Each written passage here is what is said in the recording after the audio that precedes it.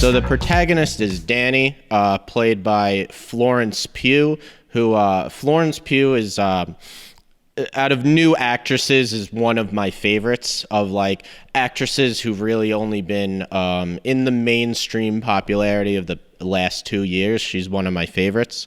So Danny's entire family is killed in a murder-suicide by her sister, who clearly has some psychological issues. It's kind of mentioned towards the beginning of the film.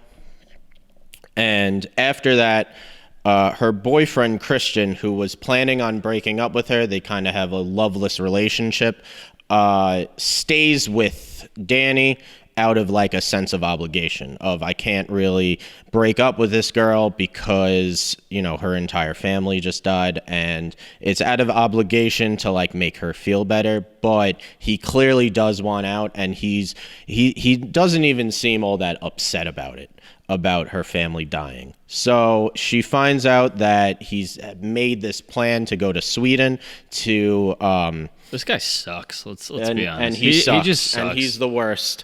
And he kind of has made plans to go to Sweden that he never told her about.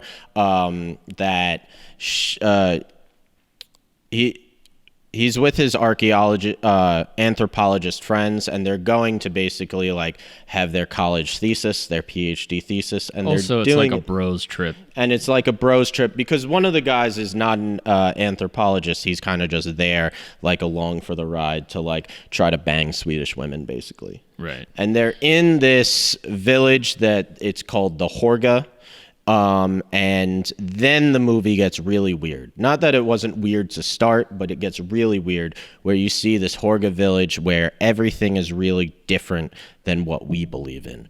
And there's something that... Very cultish. Very cultish, but something that I notice is the comparison of how much togetherness there is in the Horga people and how much isolation and separation there is in like the secular world. Mm-hmm. So they basically find out that they're there to be sacrificed of this Midsommar tradition where they would basically sacrifice outsiders to try to like bless their crops. Yeah, I mean, that's not really, I think you're oversimplifying a little bit. Like that ends up being revealed maybe at the midway point of the movie, but it's not clear from the beginning. It is not clear from the beginning, and it's very much slowly, and if you're paying attention, you clearly see like, you know these people, wrong. There's something's wrong. And in the end, while the rest of the group is kind of sacrificed, Danny is actually honored and like embraced by the Horga people. And she wins this competition where she's nominated as what's called the May Queen. Mm-hmm. And the ending shot is basically her watching her boyfriend and the corpses of her former friends burning in this house in the sacrifice, and her smiling.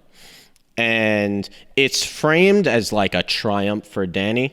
Right. It's framed as almost revenge on this terrible boyfriend that she had, and these people who she was with who do not care about her, who do not want her there. And now she's being embraced by this community that love her and do want her there.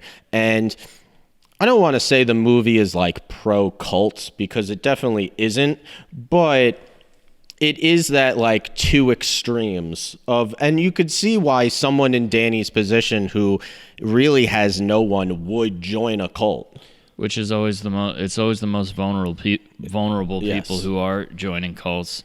Yeah, it's kind of like a backwards like theme of, you know, hey, join us and, you know, be one with us. But it's also kind of like, it's not like she chose any of this, you know? It was like kind of forced upon her to become this May Queen, and forced upon, you know, the other guys in the group to be sacrificed. So it's very much like kind of, it's got these heavy religious themes, heavy cult themes.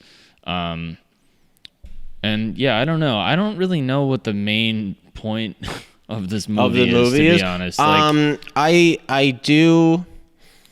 Here's what I think. He's talking about relationships. He said Ari Aster has said that this is a breakup movie. That he says this is a movie he wants people to watch after they just gone through a breakup, because it is. While, a cult is an extreme scenario, that is kind of what we want from a significant other. Of like, I don't want you to comfort me out of obligation. I want you. It sounds almost selfish to say, but it's not. Yeah. If I'm upset, I want my partner to be upset with me. Well, I think that's like super. That's a totally fucked up thing to want. Not so much want, but that's like codependent, like real creepy shit. But I do understand like the idea of if you have a significant other, or even with family, where this idea of like being one with the family, or if someone's sad, not necessarily being sad as well, but at least being there for them. Yeah. That's the comfort of a relationship and the comfort of family. So this is just kind of an extreme version of that. And then the whole I don't know. I had a little trouble with this one. I get from the perspective of, it's like, just the shock value and everything like that. But I don't know. I didn't feel like it was, I don't know if we want to get right into it, but, and I always feel like I'm kind of the Debbie Downer of the podcast, but I didn't feel like the movie was really that amazing. I found that interesting because after we watched it, you were kind of like saying that, and you are actually the first person who has said that they don't like this movie to me. I don't know that I don't like it. It's fine. I don't see myself going back to watch it unless to show someone and just see their reaction. But again, you got to understand, like, I'm in my 30s now. Maybe when I'm serious. Like, if I was 22, maybe I'd be like, yo, this movie's sick. But like, I've seen a lot of shit. Yeah. Even not just movies wise, but just life wise. Like, I've seen a lot of things, and I feel like it's missing the mark a little bit. Like, it's trying to be, it's a little too over the top, where it's like, if they went a little more subtle, it could have been more powerful.